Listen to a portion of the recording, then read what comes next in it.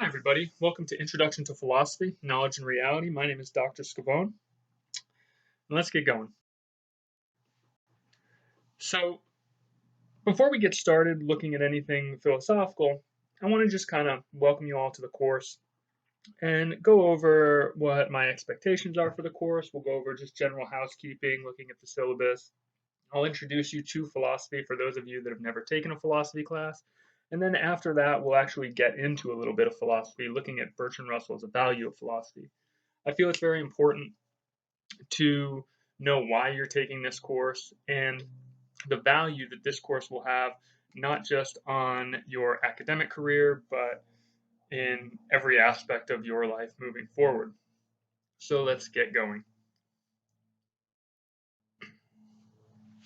So, first thing to note, this is an online class, and so there will be no attendance traditionally by coming onto campus.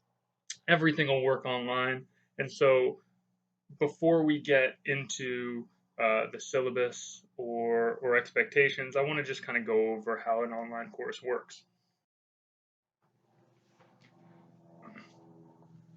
Attendance on an online course is based on your signing into Blackboard, participating in daily discussions or weekly discussions rather, reading announcements that I make, taking quizzes, and then submitting all the stuff that you would typically submit, such as midterms, finals, papers, and so forth. And so it's important that you are taking time out each week to look at the lectures, going into the learning modules tab of Blackboard, where I will post lectures for each week, like this one. And also, there will be videos, supplementary readings possibly, and a PowerPoint that doesn't have the audio so that you can go through at your leisure and look through the PowerPoints. So again, we will be using Blackboard, so it's important that you're familiar with Blackboard. If you've never taken a course using Blackboard, please make sure that you are going through the tutorials on the homepage of Blackboard and familiarizing yourself with the navigation tools so that it'll make getting through this course a little bit easier. I don't want anyone to not know where to find discussions or assessments.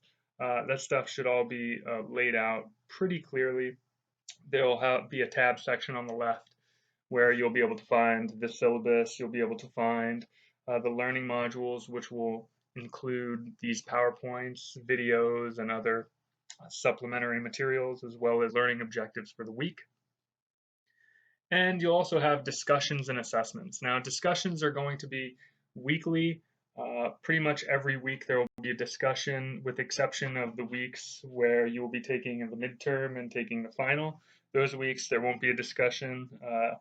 We'll probably just set up a couple times during the week where we can have a Zoom meeting, or you can email me or speak with me through Skype, and that way we can go over anything that you may have questions about. And so it's important that you're getting familiar with Blackboard. Also, the tests that you'll be taking, the assessments will be on the left side in that tab of assessments. And so make sure you're checking periodically in each of those tabs, and I'll be sure to put out announcements which should be posted right on that homepage. So if you have any questions, let me know about Blackboard, or you can go through the tutorial and even go to the Learning Resource Center of the school, and they'll help you sort out anything that you may not know how to do. So again, just going over announcements. Each week I'll be putting out announcements to remind you of due dates. I'll remind you of supplementary readings, videos, any kind of tips for success, just anything really that I think is important to know for the week. I'll be putting out in announcements, and usually those announcements will go out at the beginning of the week or as soon as I think of them throughout the week. So make sure you're keeping up with the announcements. Make sure you're reading the announcements and then not just kind of passing by them as you navigate to the discussions and the assessments and things like that. It will be important that most due dates, most information that will be due will come through the announcements. I'll make announcements on it, so please make sure you are constantly checking through. As far as the discussions go, again, you'll be having discussions pretty much once a week, and these discussions are important for a few reasons. One is that the discussions will be part of your participation and attendance in the class. So your attending the class and participating in the discussion will count towards that participation, which is a part of the class. And the discussions are also important because they allow us to communicate with one another. Philosophy is generally a discipline where communication helps in really developing ideas, in understanding and empathizing with different points of views. Sometimes somebody in the class will have the perception of a reading or an experience that you may not have or may not have read in the material. And so by listening or reading from that other perspective, from that other student, it'll really open up your mind to different possibilities and different ways of thinking. So philosophy is very communication based, even though we're typically critically thinking to ourselves, often thought to do armchair philosophy, where we can do this type of critical thinking from the comfort of our home alone. It often helps to communicate with others, to get that understanding, to get that different perspective and perspective sharing. So please make sure you're participating in the discussions, as they are a big part of this class. And as far as the discussions go, what's going to happen is I'm going to post at the beginning of the week a discussion topic, and then I would like you to post your initial response to that discussion topic uh, roughly by the middle of the week. There is no hard due date, but I'd like it in by the middle of the week. That way it'll give everyone in the class a chance to respond to the discussion that you've posted. I will also be participating in the discussions. So once you've posted something, I may follow up with a question or make suggestions, things like that. And then after you've posted that initial post, make sure that you are responding to 2 fellow classmates by the end of the week. And so in total, you should have 1 major post to the prompt that I've written. That should be roughly 150 words, a couple paragraphs long, and then a response to 2 fellow classmates, which should be about 50 plus words, a good paragraph. It's important that when you're making your post to fellow classmates, please do not post things like great post or I agree with X, Y, and Z. Those are basically discussion killers. You wouldn't do that in an on-ground class. There's no way anyone would raise their hand after someone spoke in an on-ground class and be like, I agree. So don't do that online either. You want to make sure that you're adding to the discussion, you're providing your own uh, anecdotes or examples, your own perspective, you're asking questions, you're keeping the discussion going. That way, we can really understand perspectives of others and get from the discussions what we hope to get. So make sure that you're doing that initial post, you're responding to 2 fellow classmates, and you're keeping the discussions going.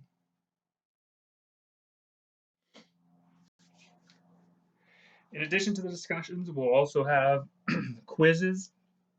Quizzes will be pretty much weekly as well. There will be no quizzes, obviously, on the week that we're going to do the midterm and the final, because we'll be doing the midterm and the final. But the quizzes are pretty basic. Again, another way to just make sure that you've done your reading for the week, make sure that you've looked at the PowerPoints and listened to the lectures.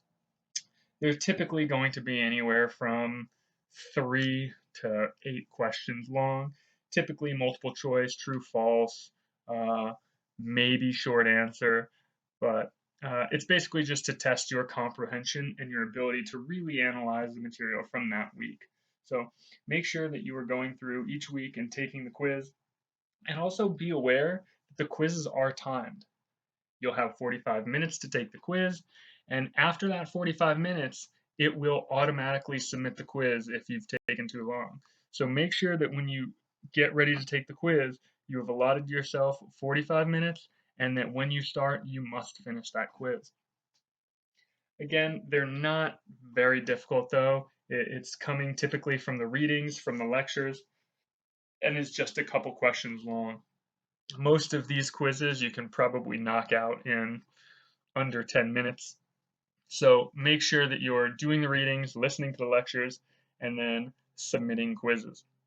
And like the discussions, quizzes are going to be open at the beginning of the week and then will close at the end of week. And so what that means is things will typically open up on Monday at midnight, and then will close Sunday at 11:59 p.m.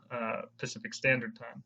So please make sure that you are uh, looking at the work during the week, submitting everything on time. Now, there is a late policy. I'll go over that a little bit when we get into the syllabus, but it's important to just get your work in on time, and then that way you won't have to deal with any type of deductions for submitting things late.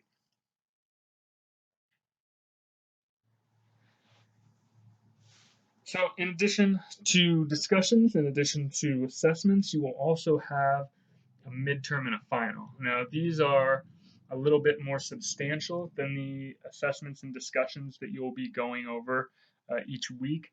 Your midterm and your final will be an essay exam where you will have 2 hours to answer essentially two questions. And so these questions will be given to you uh, during the beginning of the week. And then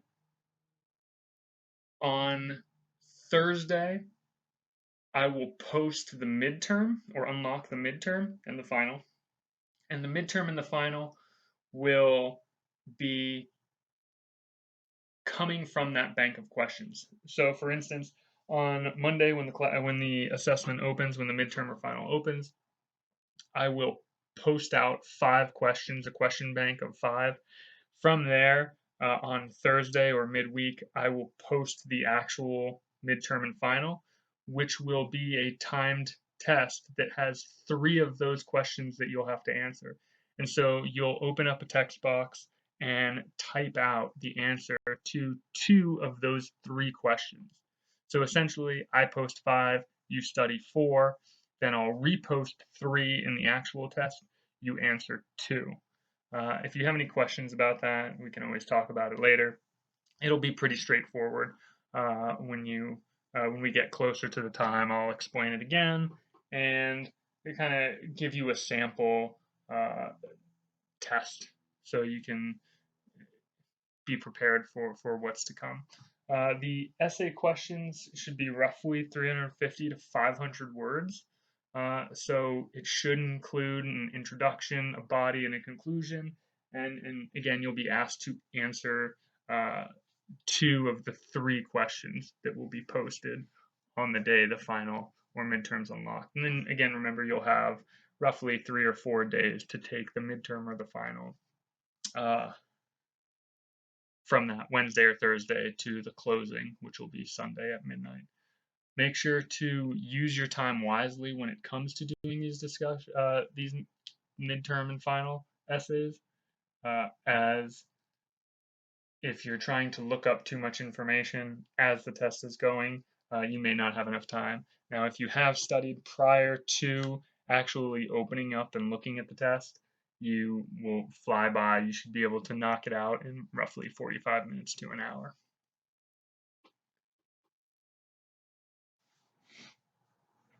Lastly is the essay. So in this class, there's going to be a larger essay that you'll be working on over a couple of months. And the essay is going to answer a question that I provide from a bank of questions in about week 5. So in week 5 or 6 or so, I will post about 6 questions, and you'll pick one of those questions to answer in an essay. Now, this essay is going to be a bit different from the essays that you'll be completing for the midterm and the final, in that it'll be a bit longer, at 2,000 words minimum, but also you'll be adding in additional research and outside of research, and that stuff is not going to be included in the midterm and final. So with the essay, I expect you to go beyond what we've been talking about in the class. I'd like you to go beyond the text and the readings that we're going to be doing. You're going to need to bring in information from the outside, often counter arguing certain positions, and really digging deep into the philosophical theories that we'll be talking about and whatever question you choose to answer.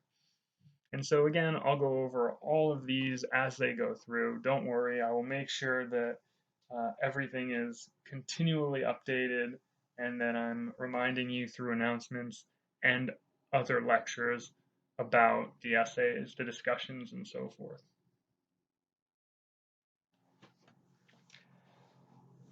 And so with that, I have certain expectations for this class, as you should have as well.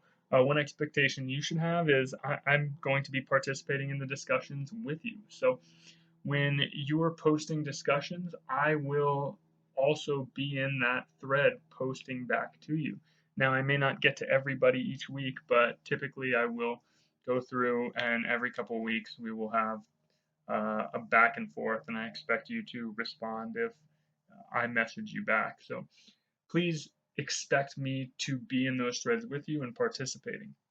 Now, I'm also expecting you to attend, which means you need to be signing in each week. You need to be doing the assessments. You need to be doing the discussions. It's important that you're communicating with me. It's difficult for me to know if there are any problems going on, and so your continued communication will allow me to know where I can allot my time better, where to direct certain lectures, and so forth. And so we really need to have an open level of communication. Online courses are traditionally pretty tough because there is no actual face-to-face communication. And so we need to combat that by really emailing one another back and forth if anything's a problem, making sure that we're posting back and forth in the discussions. Also, there's a discussion thread that's just general Q&A. So if you have any questions about the midterm, if you have any questions about the announcements or anything like that, we can discuss it on that thread as well.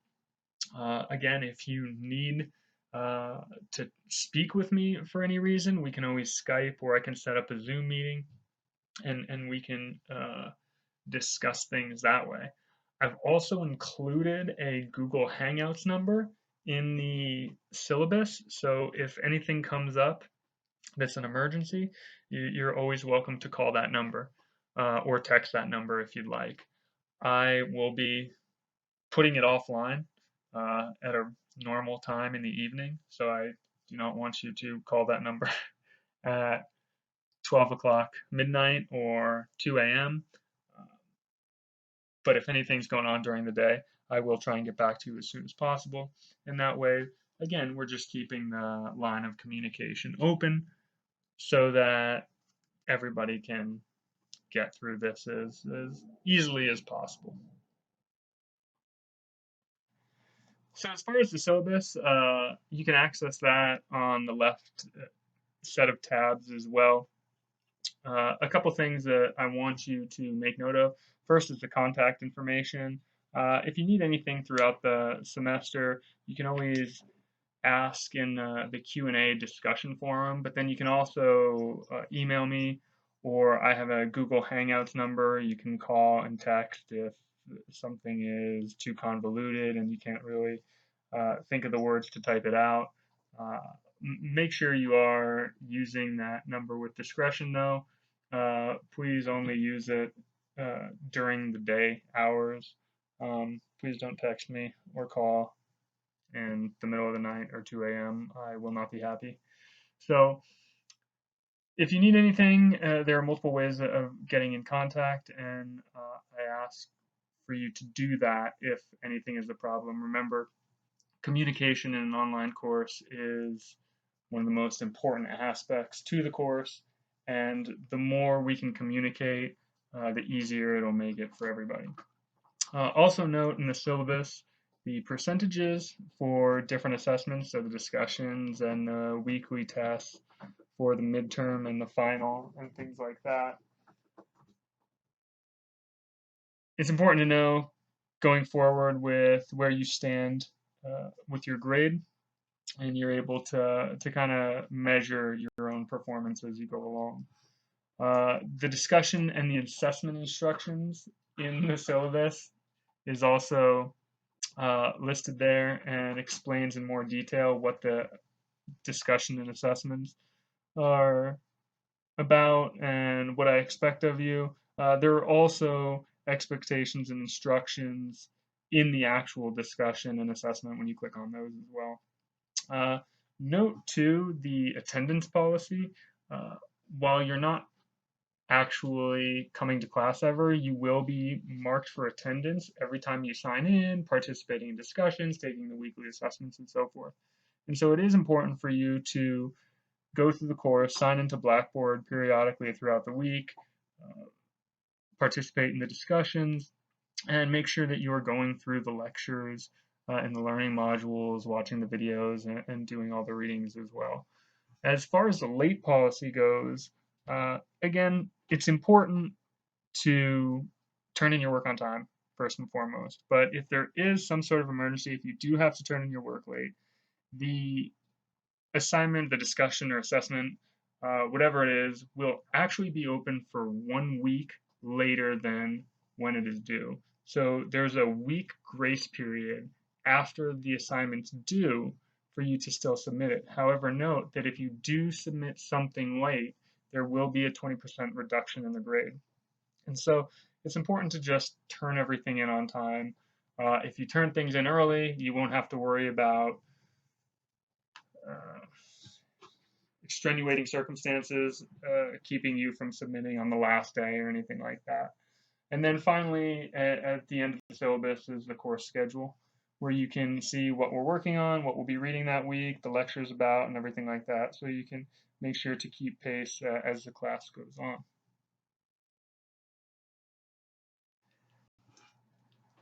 As for what philosophy is, people often mistake philosophy for the study of questions that can't be answered, but that couldn't be further from the truth. In fact, philosophy has discovered many truths throughout the millennium. If you think back to ancient Greece, all academics were considered philosophy. So if you studied the body and you were a doctor of medicine, you were still considered a philosopher. If you looked at the stars, a philosopher.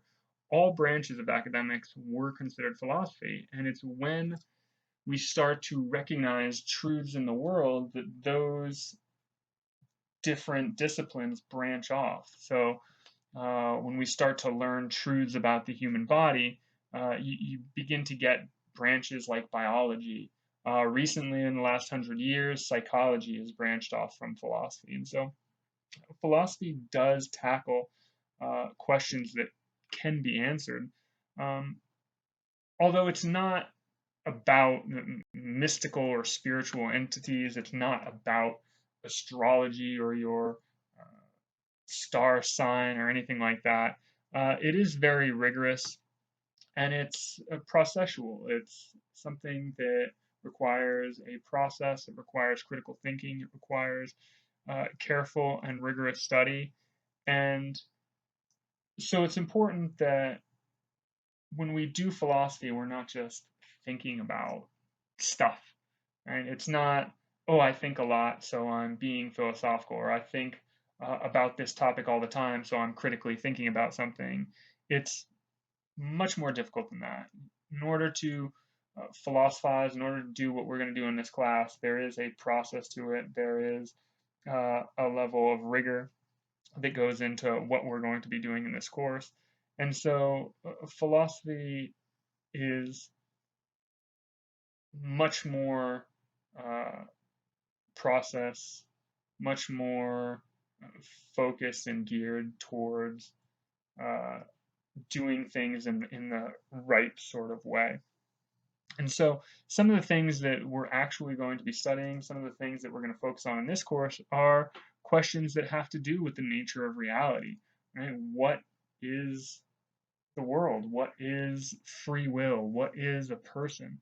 We're going to look at questions about how we know things. So when you say that you know something, or you know that a friend said something, what makes you certain that you know, and how do you know that you know that?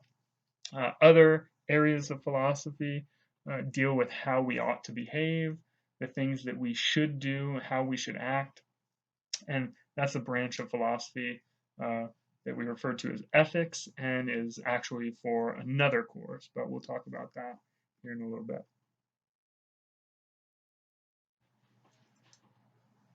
Traditionally, there are three main divisions of philosophy. The first is knowledge. We refer to it as epistemology. It's something that we're going to look at heavily in this course, and it really answers the question of what is knowledge. The other area that we're going to focus mainly on is what is real. This area or division is referred to as metaphysics. So metaphysics and epistemology are the two main areas of philosophy that we're going to be focusing on in this class. And then there's the third division, which is what is right or what is good. And that division is ethics. So between epistemology, metaphysics, and ethics, philosophy is divided up into those three branches, and then we can kind of divide each one of those up further into sub. So, for instance, epistemology addresses the question of uh, how do we know that we know things? What is knowledge? And how reliable and to what extent can we say that we know things? We'll also be talking about the nature of truth.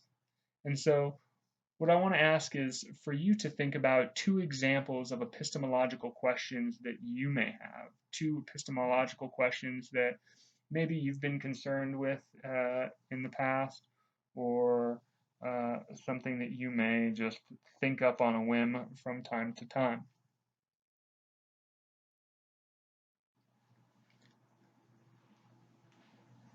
Metaphysics, on the other hand, refers to what is real.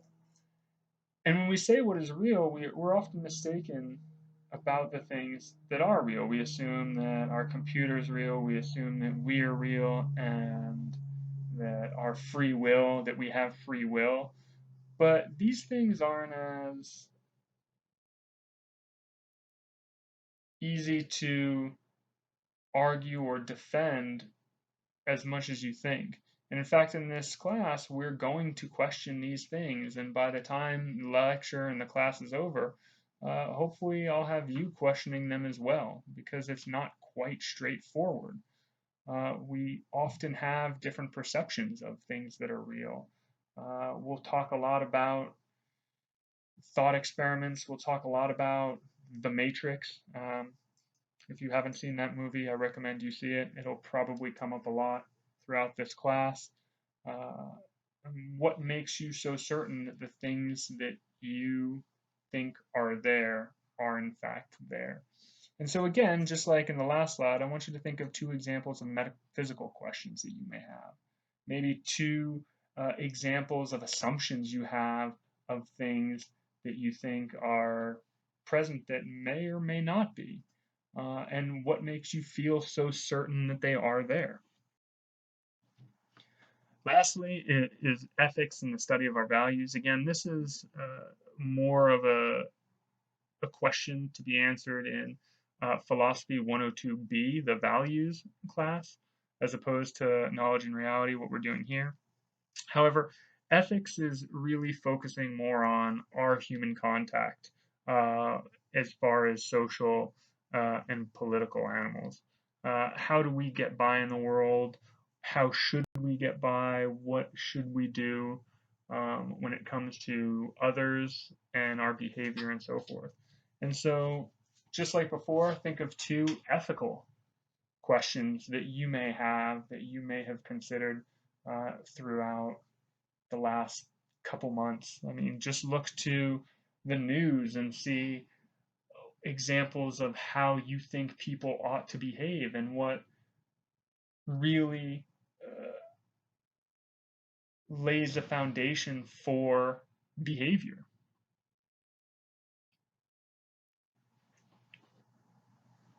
Again, there are more than just those three divisions, however. Those three can still be broken down further, and you're starting to see more of a division in philosophy nowadays. We're starting to really break philosophy down into things like the philosophy of science or the philosophy of art, political philosophy or the philosophy of mind, philosophy of language. Basically, anything can have a philosophy that we study and think about and try to get at what the truth is of its nature. And so there are a lot of places to go, and we'll touch on some of these as we go along. Uh, but remember, we're primarily focusing on metaphysics and epistemology. So, uh, what exists and how do we know that it exists?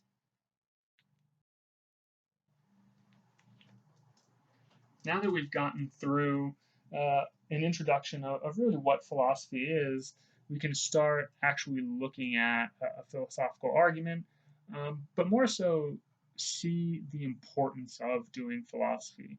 No one wants to take a class that has no relevance or importance, and philosophy can often seem like that. However, Bertrand Russell will make an argument that is fairly convincing about the actual value of philosophy and the importance of it in your daily life. So, this gentleman is Bertrand Russell, and he was born in 1872. He was an English philosopher and aristocrat. He won Nobel Prizes for literature and was one of the greatest thinkers of the 20th century. Some notable things that he was uh, famous for was discovering Russell's paradox in the theory of sets, which, if you're not familiar with, I believe it's the second episode of Crash Course Philosophy. You'll be watching it next week when we go through the logical toolkit section. It will explain Russell's paradox. And he was also a big mathematician. He was the founder, co-founder of analytic philosophy, and really created that systematic approach to doing philosophy that we still use today. And so for Russell, philosophy isn't valuable for the same reasons that other disciplines are valuable.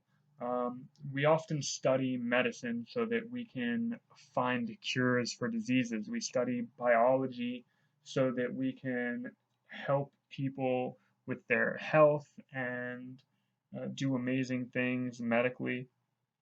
We study psychology to help people with their mind and so forth. Philosophy, however, is different. And philosophy rather helps people in a more indirect way. It's not about the direct results you get from philosophy. In fact, you'll see that in this course. By the time we're done with this course in 4 months, uh, you will probably know less than you know now. We will break down a lot of the beliefs that you hold and really create some uncertainty in the things that you think now are truths. And so when it comes to um, direct value, philosophy doesn't really present that direct uh, knowledge base like you would get if you were taking a history class. By the time you're done with a history class, you'll have a memory of all these different events that have happened in history. You'll be able to recite names and dates and all that stuff. Not so much in this class. It'll be more about the indirect things that you're going to get from philosophy.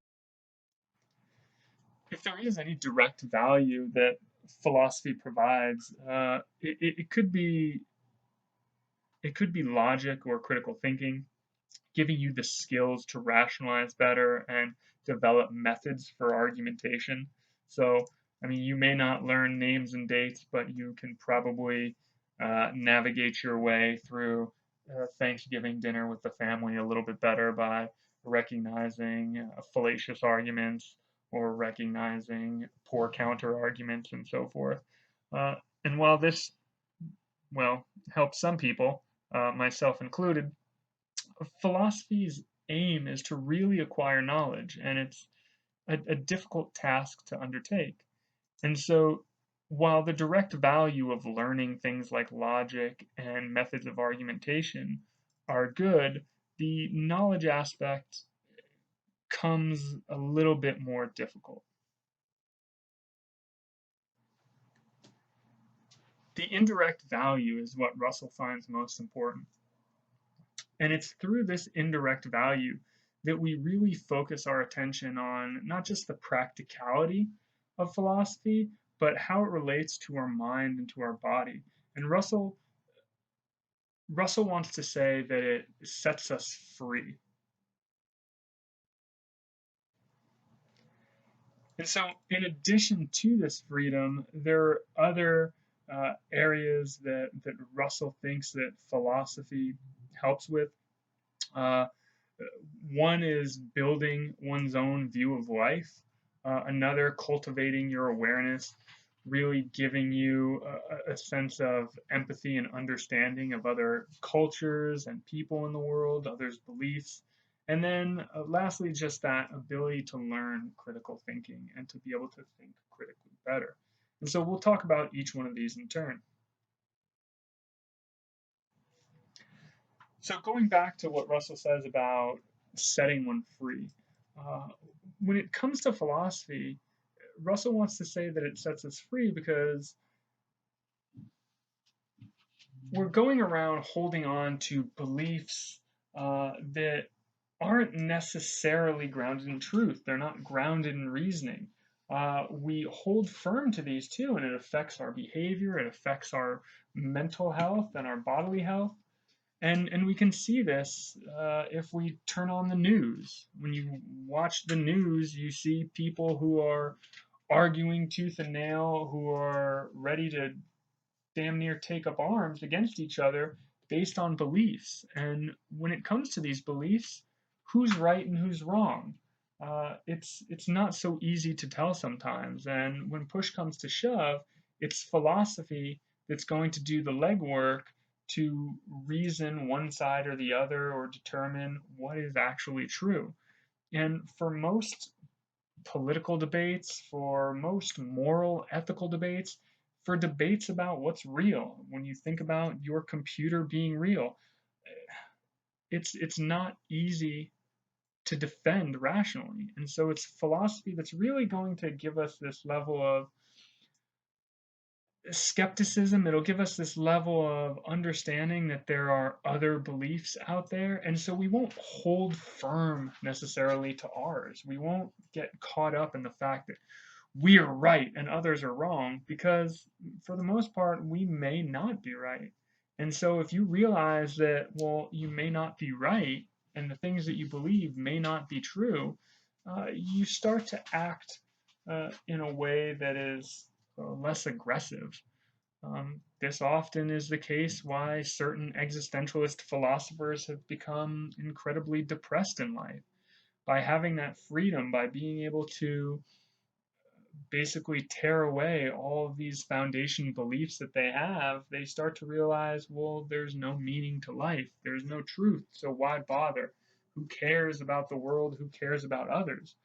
Others, it makes them happier. They realize that they don't need to believe something so strongly. They don't realize that there are problems with every belief about one thing or another. Again, most things that we're typically arguing about in the day to day life is these controversial topics that really we don't have certain answers to. And so studying philosophy kind of sets us free. It takes the weight off of our shoulders of these uh, absolute truths or these beliefs that we get frustrated about when others don't hold the same ones. In addition, the indirect value of creating a new view of life, it really exposes us to different perspectives of the world. And philosophy provides tools for us to make sense of our lives a little bit better. We start to realize what things may make us happy. We start to think of maybe perhaps your meaning in the world, or if there is actions that you should do or shouldn't do. It gets you to really feel as if you're one of many people, and this social world requires critical thought of how to get through it. It gives you a sense of really a kind of less biased perspective on the world. And through that, you cultivate awareness. By deepening your awareness, you become more empathetic with others. You're influenced by others. And when you become more empathetic, you learn more about yourself. When you become more empathetic, you become more generous, more helpful. And helping makes us free. It helps release that burden from our shoulders. It reinforces our social being in the world. And it really gives the person studying it a perspective on themselves and the world around them. Lastly, studying philosophy just helps you become a better critical thinker. And critical thinking, again, is not an easy task to learn. It's not something that you're born being good at. Nobody's just a good critical thinker. It's just like any other skill. It's learned. It's something that we need to practice. It's something that we need to understand. And when we begin to understand it, we we get these things like a better sense of awareness, a better sense of empathy. We get a sense of freedom. It also helps us with our persuasion, for instance. We learn how to be better communicators, and being better communicator means you become more knowledgeable about yourself and your surroundings. And so these indirect values kind of cycle back on one another, helping one just get through life better.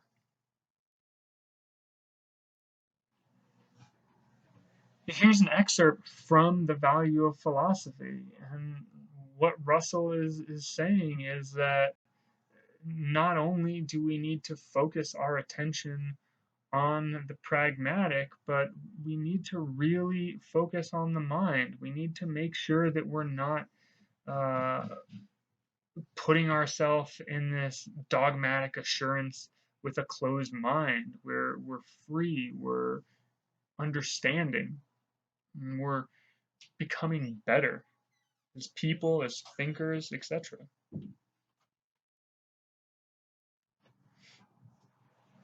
This sentiment is expressed in Voltaire's The Story of a Good Brahmin. And it's also going to be the topic for our discussion this week.